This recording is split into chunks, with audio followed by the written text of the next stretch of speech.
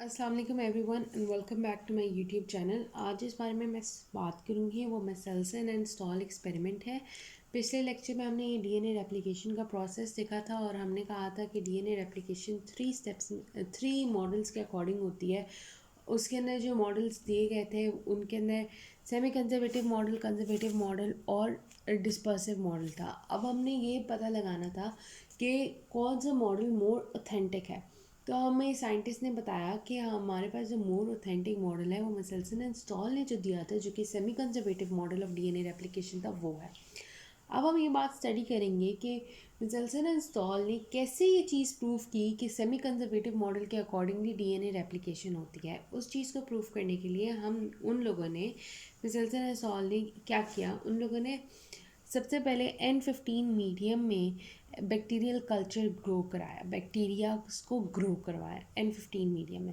जब वहाँ ऑब्वियसली हर 20 मिनट्स के बाद बैक्टीरिया ने डिवाइड होना था। हर 20 मिनट्स के बाद जब जब बैक्टीरिया डिवाइड होने लगे, ऑब्वियसली उन्होंने न्यूट्रिएंट्स लिए अपने मीडियम से, और जो मीडियम था वो N15 मीडियम था। तो N15 मीडियम में पड़े हुए न्यूट्रिएंट्स जो थे वो उनके डीएनए के अंदर इनकॉर्पोरेट हो गए, और वो N15 आइसोटोप्स की फॉर्म में वो बेसिस उस मीडियम में उन डीएनए के अंदर इनकॉपरेट होना स्टार्ट हो गई, जो कि मीडियम से आ रही थी। तो हमारे पास हमने देखा कि जो हमारे पास डीएनए स्ट्रैंड्स आए हैं वो हमारे पास N15 बेसिस के डीएनए स्ट्रैंड हैं। उनके अंदर कुछ कुछ इनकॉपरेशन है N15 न्यूट्रिएंट्स की, N15 बेसिस की, because N15 is the medium. अब हमने क्या किया, हमने ये सब कुछ ग्रो करवा लिया है, सेवरल रेप्लिकेशन के प्रोसेस हुए और सब बैक्टीरियाज के पास N15 डीएनए आ गया। अब क्या होता है, हमने वहाँ से बैक्टीरियाज लिया और हमने उनको N14 मीडियम के अंदर प्लेस कर दिया। अब हमारे पास एक जो है हम उसको कहते हैं कि कंट्रोल ग्रुप है। हमने पढ़ा था सेकेंड चैप्टर 9th क्लास में कि हमारे पास एक एक्सपेरिमेंटल होता है और एक कंट्रोल होता है, ग्रुप होता है।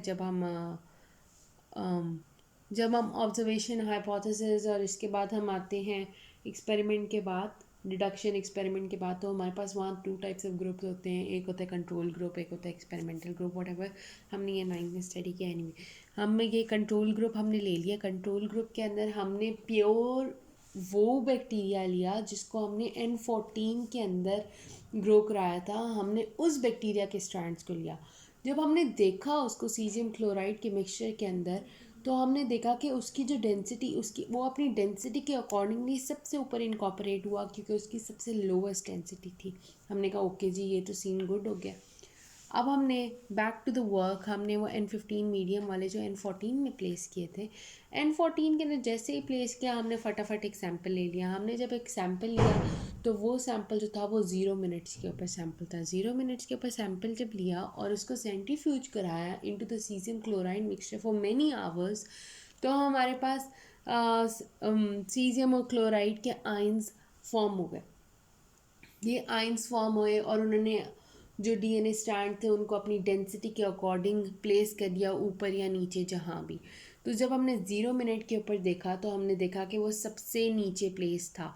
हम अब सबसे नीचे प्लेस्ड होने से हमारे पास क्या क्या रिजल्ट्स आए ये हम आगे चल के देखते हैं। उससे पहले हम बाकी कितने कितने मिनट्स पे देखा उनको भी देख लेते हैं।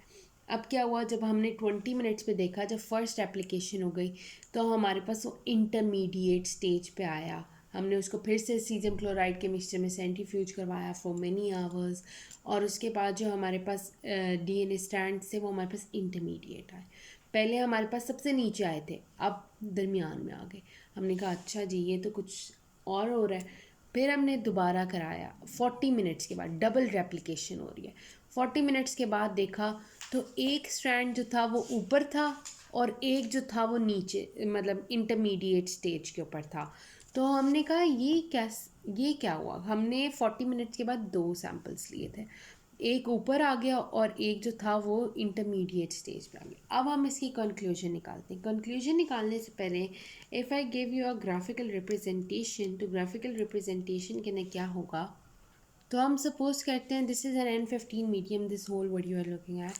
तो हमने जो हमारे पास बैक्टीरिया थे हमने उनको ग्रो कराया, तो उन्होंने यहाँ से पूरा लिया, न्यूट्रिएंट्स लिए, और ये हमारे पास N15 स्ट्रैंड्स उनके पास बन गए DNA के N15 स्ट्रैंड। इन N15 स्ट्रैंड को हमने N14 मीडियम के अंदर ग्रुप कराया। दीज ब्लू वंस आते हैं N14 मीडियम। अब क्या होगा, ये स्ट्रैंड सेग्रीगेट हुए आफ्टर 2 मिनट्स। जब हमने 0 मिनट के ऊपर देखा, हमने इसका सैंपल लिया, हमने कहा ये हमारे पास एक बैक्टीरिया है, ठीक है। हमने इसका सैंपल लिया DNA का, ये हमारे पास सबसे नीचे आया क्योंकि इसके पास दोनों स्ट्रैंड जो थे वो N15 वाले थे। अभी कुछ हुआ ही नहीं है, उसने अपटेक ही नहीं किया nutrients from the medium. 20 minutes के बाद जब रेप्लिकेशन हुई तो ये सेग्रीगेट हो गए, ये सेपरेट अपार्ट हो गए, और उन्होंने एक यहाँ से ले लिया मीडियम से स्ट्रैंड, एक यहाँ मीडियम से स्ट्रैंड ले लिया। ये this is the N14 medium blue one जो था। अब हमारे पास हर एक के पास एक ब्लैक वाला और एक ब्लू वाला स्ट्रैंड आ गया।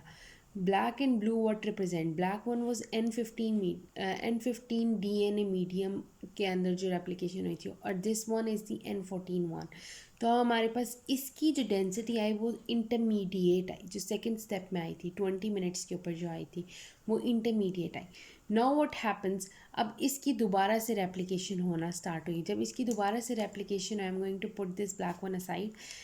अब इसकी दोबारा से, तो ये दोबारा से सेग्रीगेट हो, क्योंकि हम 40 मिनट्स का सैंपल ले रहे हैं, ये दोबारा से सेग्रीगेट हो। इसने एक ब्लू वाला उठा लिया और इसने भी एक ब्लू वाला उठा लिया। So we have the 2 N14 strand and 1 N14 and N15 strand. तो अब क्या हुआ, हमने जब 2 सैम्पल्स लिए, क्योंकि we are taking the double time 20 minutes and 20 minutes goes to form 40 minutes. तो हमारे पास क्या हुआ, हमारे पास एक जो था वो टॉप डेंसिटी पे आया और एक जो था वो इंटरमीडिएट पे आया। जो इंटरमीडिएट वाला था उससे हमने ये पता लगा लिया कि उसके पास एक N14 और एक N15 स्ट्रैंड है, और जबकि इसके पास दोनों N14 स्ट्रैंड्स हैं।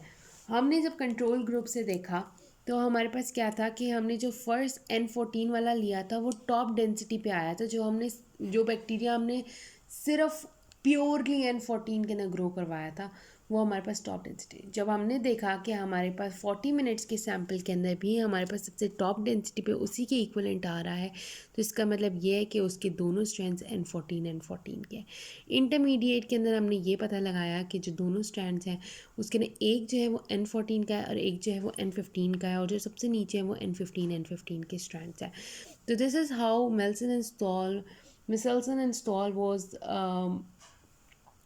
evaluated Michelson and Stoll evaluated कि कैसे कैसे DNA रेप्लिकेशन होती है and which is the best way. तो उन्होंने वहाँ से सेमी कंजर्वेटिव मॉडल दिया जिसके ना एक स्ट्रैंड जो था वो ऑलरेडी पेरेंट स्ट्रैंड होता है और एक जो होता है वो न्यू डॉटर स्ट्रैंड ग्रो कर रहा होता है।